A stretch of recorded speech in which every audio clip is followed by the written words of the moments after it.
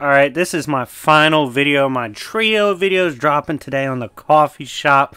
Grab your latte, grab your mocha, grab whatever the hell you call it. This is Jobbers and Goons. I am your host.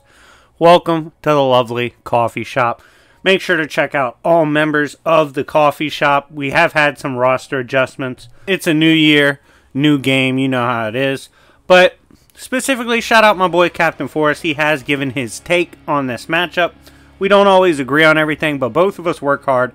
So I'd appreciate if you showed him some love as well after you check out my take on this intense, controversial matchup that has spawned after recent Marvel Comics. This is Lucifer Morningstar from Vertigo and DC Comics versus Knull, the Final Void from Marvel Comics. Who would win if these two characters clashed? I'm going to give you my opinion. I hope you guys enjoy it. And if you like matchups like this, comic battles, things like that, make sure to run the likes up. Let's hit like 200 likes. I'll bring a versus battle back for comics. But anyways, I hope you guys enjoy this. I'm going to break down both characters and then we'll get into who will wins. Without further ado, let's begin. First up, let's talk about Lucifer Morningstar. Who is Lucifer for those that don't know? He is one of the sons of the Presence himself, the creator of creation in DC and Vertigo. Along with his brother Michael, they have played an integral part in several creations throughout all of history. Lucifer himself has also partaken in running hell in comics, DC Comics in particular. He has many clashes, including with his own father, which we'll talk about later. But overall, Lucifer is one of the most impactful characters in Vertigo Comics history, DC Comics history, and has helped both create and destroy creation several times in stunning fashion. Now, in terms of what he brings to the table, feats, all that, he is and was created, his brother as well, to be like equals in power to their father, the Presence, one day. On top of this, he is actually able to go beyond his father's reach, beyond his eyes, so to speak, and do things outside of the fate of even things contained within the Overvoid. So his like ability to go outside of the narrative, outside of the plot, outside of the verse itself is on an extreme level, because as we know from Vertigo and from other feats throughout comics, Presence is at least above the Overvoid, especially if we take in consideration what happens in these comics. So it's to that degree, multiple layers of transcendences in the outer, high outer, that Lucifer has these abilities to escape sight, narration, plot, all that shit. Now, and he's also able to match and survive blasts that can level creation up to the Overvoid, which should be beyond the source wall in DC Comics. There have been voids outside of creation itself that expanded beyond creation, and so that should also by proxy be beyond source wall into the void, all that. And this was added to the dimension of heaven, and this is impressive because Lucifer casually stepped through this like it was nothing. So him going outside of massively high outerversal realms casually like it's nothing is very impressive. Lucifer has also tanked a creation destroying explosion to the face, and this actually gave birth to a new existence within the void. He's also considered omnipresent up to everything that we've talked about, so technically he would have awareness and fundamental understanding of everything going on up to there. He also, in Lucifer 47, has witnessed creation's end and begin again.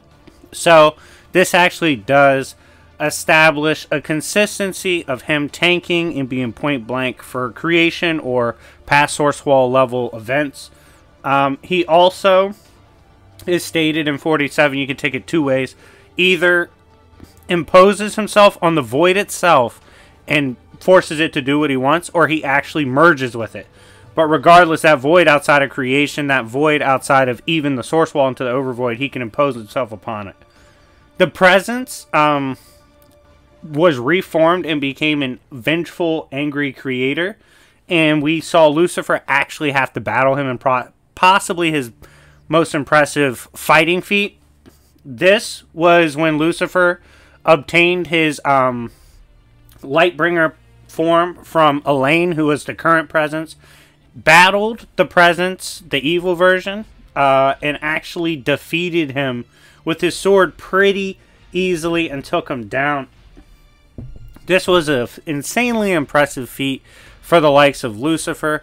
On top of this, he does have hella clout from characters of like Dream of the Endless, who should scale up into the Overvoid, and Dream himself stated he would never want to actually fight Lucifer because he actually believes Lucifer heavily scales above him. Overall, Lucifer Morningstar is one of the most memorable characters in DC Comics, but more importantly, he's one of the most dangerous, most cunning, and most powerful to ever grace the comic book panels. But he's going up against someone else who is a heavy hitter, just in a different verse. This is Knull, the All-Black, the All-Void from Marvel Comics. Now, for Knull, there are a few things to take for his origin, so I'm going to quickly kind of go through all the different things that were put together as like a kind of puzzle piece in current Marvel to explain the story of Knull, right?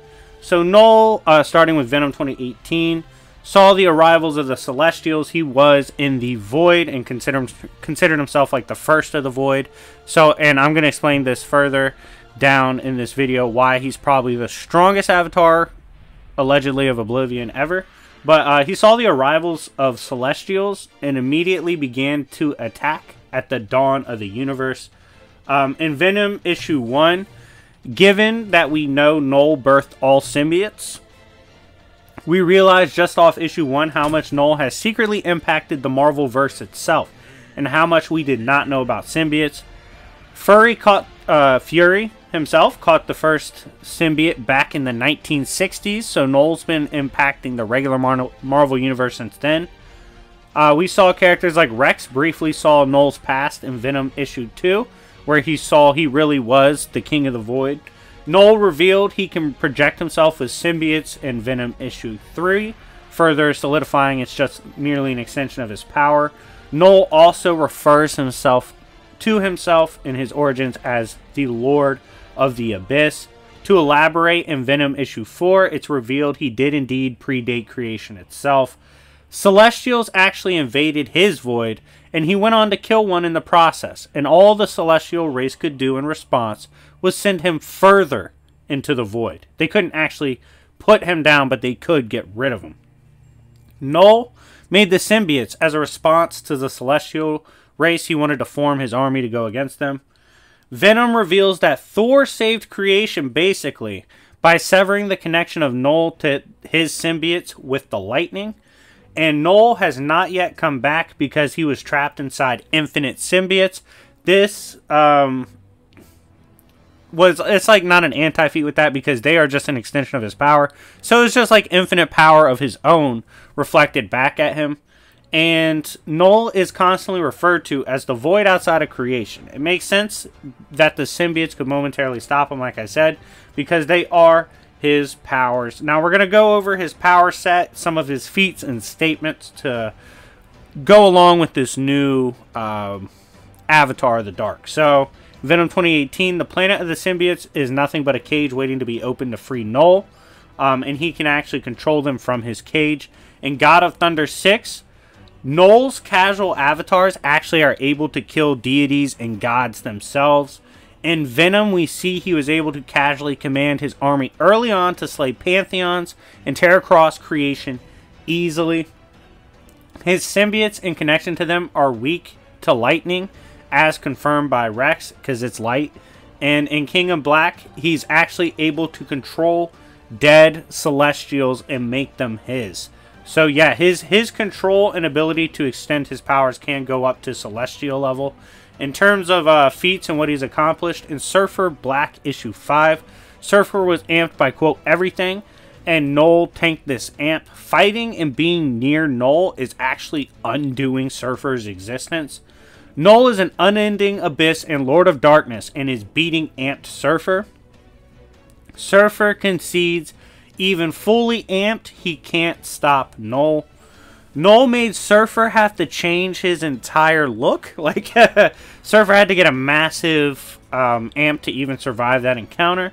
In Thor, God of Thunder, issue 6, we see that an avatar of Knull was capable of killing a god. This makes sense as Gorr goes on to slaughter countless gods by using the Necro Sword, which is just a tiny piece of Knull. A projection of Knull in Venom issue 3 could burn away morality itself. With just his sword, he tore the throat of creation and went to war with gods. When he discovered symbiotes, he was able to form his army and go to war properly. So just like figuring out how to make them, he was able to do this. In King in Black, his minions were even too fast for Doctor Strange, breaking his shields like nothing. They also were able to casually take out an Omega level mutant in Storm. He also ripped apart Sentry and stated that the Void serves him. Void should scale to Galactus, so this is very impressive. And he was even able to, in King in Black, remove the Venom from Eddie. And now, going on to look at statements and whatnot, in Venom 2018, a fragment of his power led the ordinary human man to feel like he could bend gods over his knee. So that's how massive a power amp it is. In Surfer Black issue 4, Surfer refers to him as an infinite knight compared to Surfer's star, just a mere star. So the power cosmic is just a star compared to an infinite knight, which is crazy. In Surfer Black issue 4, Watcher says Knull could end everything they know. This has to include all of creation given the nature of Watcher's job. Knull is compared to Black Winter, which contextually we know means the end of a creation, like Galen's last verse, and can be comparable to the Phoenix Force. Surfer has to gather the power of everything and gaze into the infinite in order to potentially be strong enough to face Knull. In Venom issue 5, it is confirmed that Gorr is absolute fodder to Knull because he is not transcendental like Knull, but rather is mortal, so he was limited in the power he was using, whereas Knull fully knows how to use his own power. Knull is referred to as the first god of the Abyss. Like I said, this should make him the strongest avatar of Oblivion, as this would mean he predates Chaos King. Finally, Maker calls him an Elder Void God. Perhaps Knull is the strongest Oblivion avatar ever, and he is primordial, predates creation, and an absolute powerhouse. So, if these two characters were to clash in an epic battle, who would win? Lucifer or Knull? First of all, let me know who you think would win in the comment section down below based on this video. And also let me know what your opinion was before this video. But I'm going to weigh in. Who do I think would win? So, I'm going to say it outright. I think Lucifer outscales him. As we know, the Celestials were able to fight back against Knull and get him out of there and remove him. Lightning was a weakness for Knull, whereas like Lucifer has the Lightbringer form and can also like casually has the power to destroy stuff up to like Overvoid level. I don't believe Knull is Overvoid level, as he lost to something like Captain Universe, which wouldn't scale as high as the Overvoid. I do think Knull can easily be argued to Outer Versal, no doubt about that. I just don't think he scales nearly as high as Lucifer, plus Lucifer is too smart, will know what's going on, and brings enough power to easily fight back against Knull and outright put him down. I believe the Son of God, Lucifer Morningstar, would come out victorious against Knull. I believe he simply outscales him with his consistent scaling to the Overvoid and even being able to, in his Lightbringer form, bring down an evil presence. I just don't see Knull being able to compete with that. But anyways, guys, thank you so much for watching. Let me know what you think in the comment section down below. And if you aren't subscribed to my main channel, Jobbers and Goons, feel free to check me out. But anyways, thank you so much for watching. This has been The Coffee Shop, and I will see y'all later. Peace.